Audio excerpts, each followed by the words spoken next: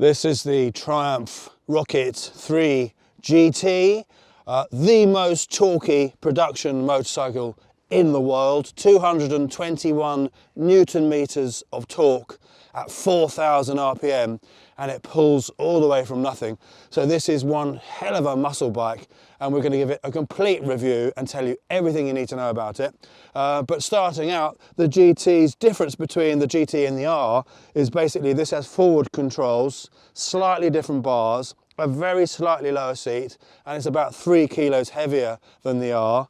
But for taller guys, we'll go into that in a minute, but that makes a much better riding position for your feet. Just before we carry on with the video, make sure you subscribe, hit a like on the videos, it really helps us out. Check out our t-shirt store, there's a carousel below, and if you haven't looked at any of our other videos, have a look through our videos tab. We've reviewed lots of bikes and there's a lot more to come this year. Morning. Lovely day for a ride. We're going to swap.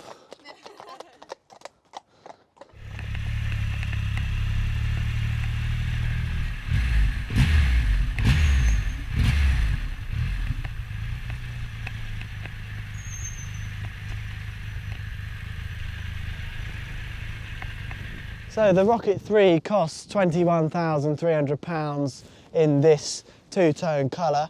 We really like this colour. I think it's slightly less in black. We'll put the price over the screen now. So it's up to you what colour you think's best, but this colour looks pretty nice.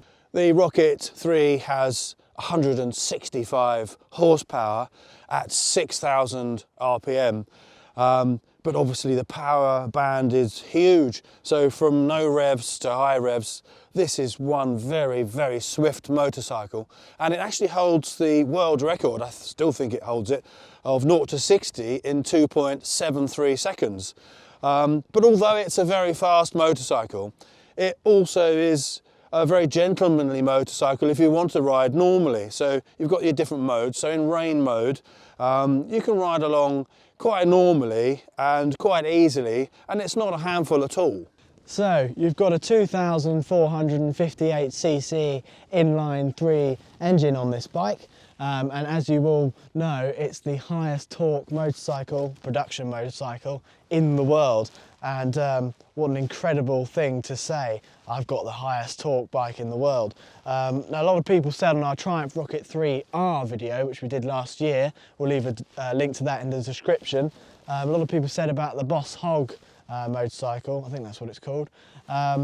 Now that has a 6.3 litre V8 from a Chevrolet, but they don't really count as a production bike. Now this is a production bike that's mass produced, so that's why this is the highest torque motorcycle.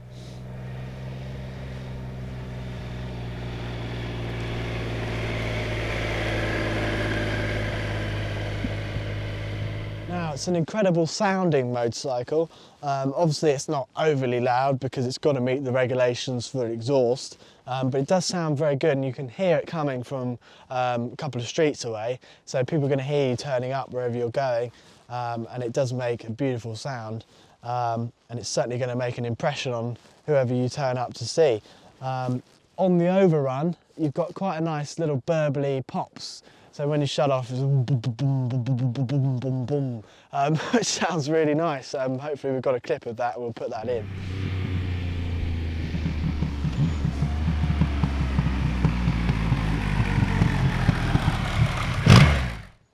Now, understanding this motorcycle takes a little bit of time.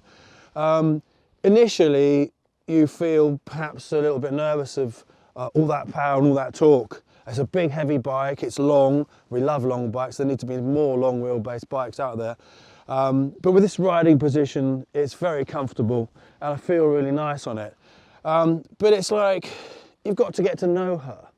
You've got to sort of date her, you've got to take her out, you've got to gradually get to know what she's like, she's got to get to know you. And the more you get to know it, after a while, you'll be able to become at one with the bike, and then you can really give it a good ride.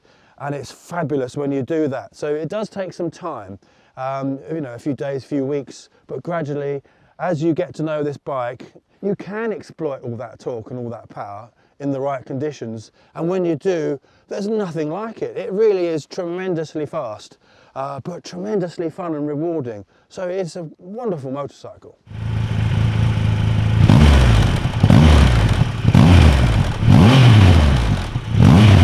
So you've got adjustable suspension as you'd expect on a bike like this, so you can adjust it to your needs, your weight, and you've got cornering ABS on this bike as well. You've got a torque assist clutch on this bike, which you certainly need with 221 newtons of torque. It just makes it a little bit easier to pull in. And you've got a helical cut gearbox, which is specially designed to handle all that torque and power. You've got a very light clutch on this, and the gears go in and up and down perfectly, beautifully, and they handle all that torque, so they've been specially made to handle that extra torque that this bike puts out. So yeah, lovely gearbox on this.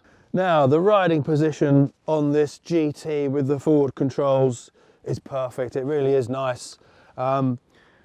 It's very comfortable. I'm 6'3". I've got about a 33 inside leg, and it's a spot-on riding position. You can undo a couple of bolts on the foot pegs and move them forward or back a little bit, so it's adjustable. The bars are lovely and wide, so the riding position is really good indeed. The mirrors are good. I can see 90%, 95% of the road behind, which is unusual because normally I can see about 5 to 10% of the road behind. So these are great because the bars are so wide, and bar end mirrors are very good for that. Now, riding with a passenger on the back is perfectly good. I'd say the Honda Goldwing, you feel the passenger less than you do on this or anything else, to be honest, but it's perfectly good, it's perfectly fine. It just feels perhaps a little bit more top heavy when you've got someone sitting behind you, but that's the same with any bike. Now, from a passenger's point of view, if you're sitting on the back, it's quite nice and comfortable. You feel very secure with this backrest. So if you've got a person who's a little bit scared, they're not going to be that scared having that on the back. You don't want to come off with all that torque. The seat's slightly firmer than the front seat, I think, so it's not really a seat you'd want to be on for a really long journey, but it's perfectly comfortable for most normal journeys. Now, the rake on this is 27.9 degrees. That's the angle of the headstock, the steering bit, and the trail is 134.9 millimeters. But Triumph cleverly have kicked out the forks so they look like they're say 30 to 32 degrees or something. I don't know what the angle is. So that's a clever way of sort of disguising a steeper rake. And like all Triumphs, this bike handles extremely well, and it's a very sharp handling bike. All Triumphs are like that. This has a less rake than all the other Triumphs, but even so it still makes it a very sharp handling motorcycle. Not too sharp, so if it had a 30-degree rake or a 32.7 like the BMW R18, it would make it more of a cruiser, more laid back, more stable perhaps in the corners and less likely to want to turn. But this being a big heavy bike, you think, oh, it's going to be a handful to turn, but it's not at all. It handles much more like a sports bike. So if you're that kind of rider, you're going to get a lot out of this bike, not only the power and the torque, but the handling as well.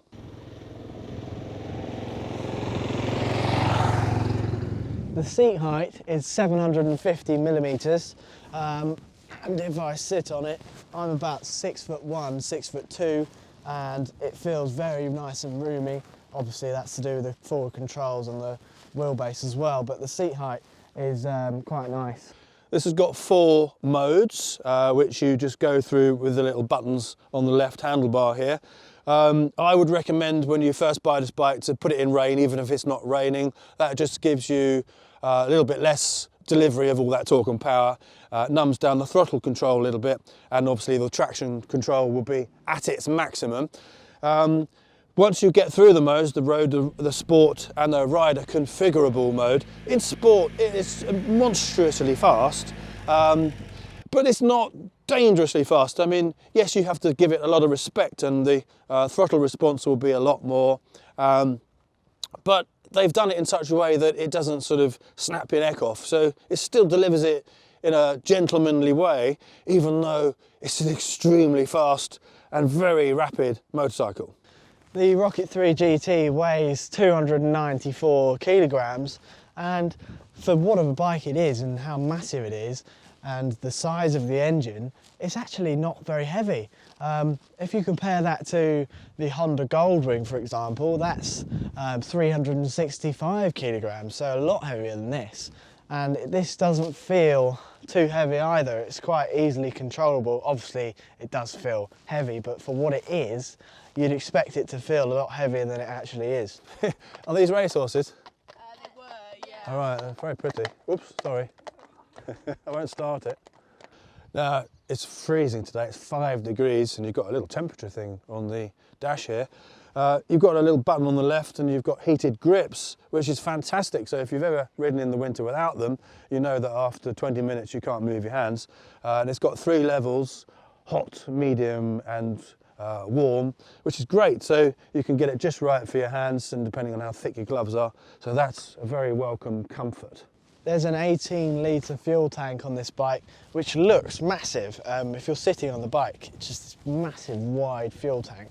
And you'll get official figures, 41.45 miles per gallon, but we've been getting 36, but we've been doing a lot of accelerating, stop-start and testing for the bike, so that's why we're getting a bit less, but it obviously depends how you ride as to what miles per gallon figures you'll get out of it. If you're thrashing it everywhere, you probably get 30.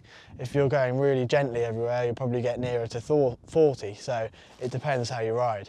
The dials on this are easy to see. It's a modern digital display. We flick through the modes and you can see a little icon that tells you what mode you're in, etc. The speedometer is a digital number display. Could be a little bit larger, be easier to see if it was. The rev counter is digital, but it looks like an analog. I prefer analog dials. I'd like to see a couple of analogs, a bit more retro perhaps, but it's perfectly fine. So you've got a 17-inch front wheel and a 16-inch rear. You've got 240mm rear tyre. Now that looks really menacing from behind. It's got a lot of road presence, comparable to that of the Harley-Davidson Fat Boy, the big wide fat tyre. It's kind of like that. And rear-wise, it kind of reminds me of, I said this on the Rocket 3R video, the Fat Bob with that rear fender styling and the way that they've got the number plate on this extended bracket around here. It's very similar design to that.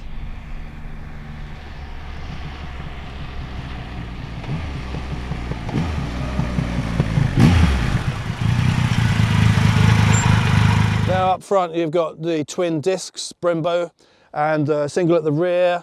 The stopping power is, as you would expect, very good indeed. The suspension is very good, it soaks up the bumps nicely. It's quite a firm ride, so on the big bumps you do feel it, but it doesn't unsettle the bike. It's actually quite a stable bike to ride, so the more you get to know this bike, the more you fall in love with it, because it is actually very, very nice indeed. You've got massively wide tyre at the back, tons of grip, specially made tyres for this bike. We've been riding around in the wet and it's filthy, but it hasn't slipped at all. So in rain mode, it's very good indeed. I haven't spun the wheel up and I have been opening it up quite a bit. So it does work very well, and it's a rewarding and very satisfying motorcycle.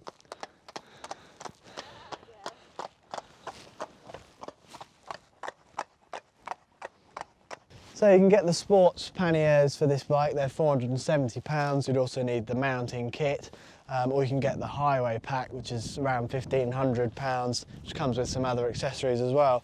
But they're really easy to take off. You just undo the key, pull the front bit out, and then you lift it up. It's so easy to do, which is really nice and handy.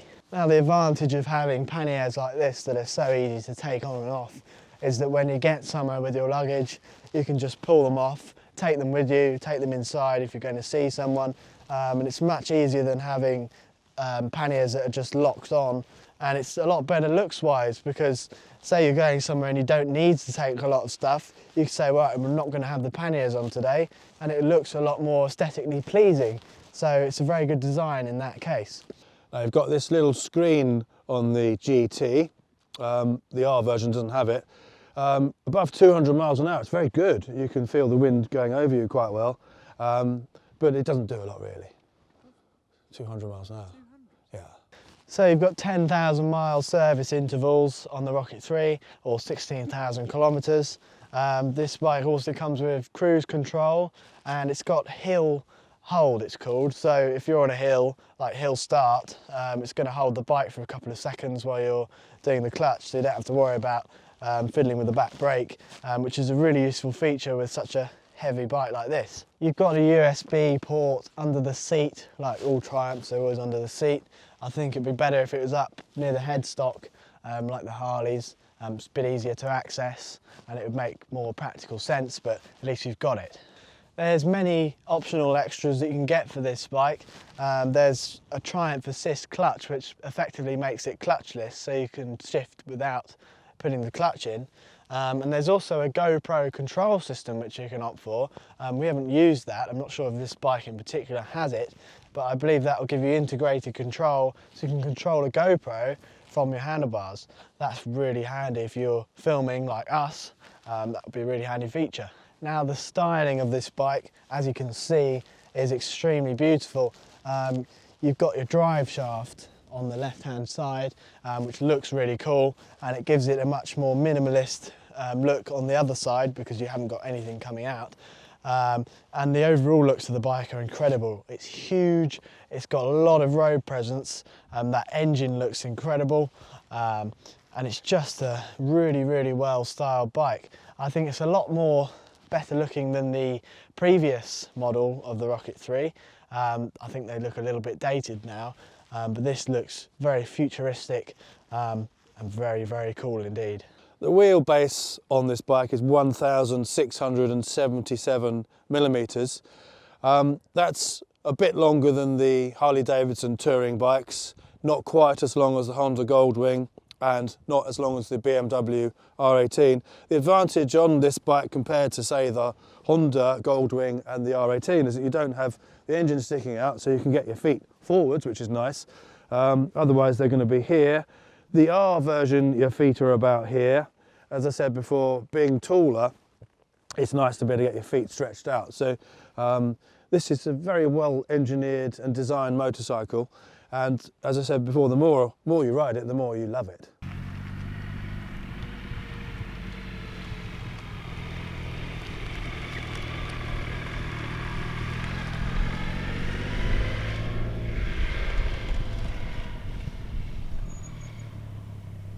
Now, another thing I noticed with the Rocket 3, even from a passenger's perspective, is how obviously noticeable the torque is. When you're going up a hill, even if you're in low revs, it's just, the hill doesn't exist. You can just pull up it like an absolute rhinoceros, and there is no other bike that does it as well as the Rocket 3.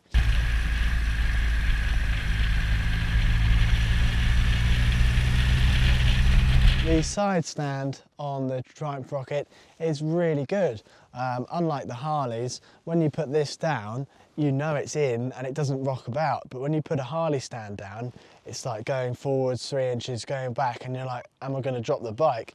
But you don't have to worry about that with this bike.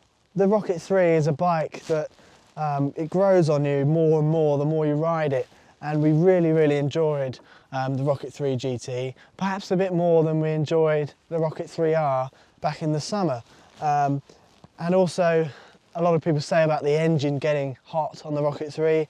We noticed that a lot in the summer on the Rocket 3R, and it's staying hot for a while, but as it's a freezing cold day today, we didn't really notice that being a problem on the Rocket 3. And as we said in the last video of the other Rocket 3R, is that in the cold it's really nice to keep you warm, and we've been holding our hands on the engine to warm them up, so that's not been a bad problem on the day like this. Overall, we really, really like this bike. I think if we rode it in December last year, we probably would have put it in our top 5 bikes of 2020. We didn't quite get enough time to get used to the Rocket 3R when we rode it in the summer. It's a bike that you need some time on to get used to and really exploit the power and the torque. But once you do, it really is a rewarding bike. And the forward controls on the GT is definitely something that persuaded this bike and made it a little bit better to us, being tall people, than the Rocket 3R. So, if you've enjoyed the video, leave your comments below. What do you think of this bike? Do you prefer this or the R? I suppose it's personal preference really. We've got plenty more bikes coming. We've got a couple more Triumphs booked in. We're going to have a lot of other makes as well. It's just with the time of year, we get what we're given at the moment. So Triumph have got a lot of their press fleets still, but a lot of other companies have disbanded their press fleets until March. So it's hard to get hold of certain bikes. But make sure you subscribe, leave a like on the video, and we'll be back for many more.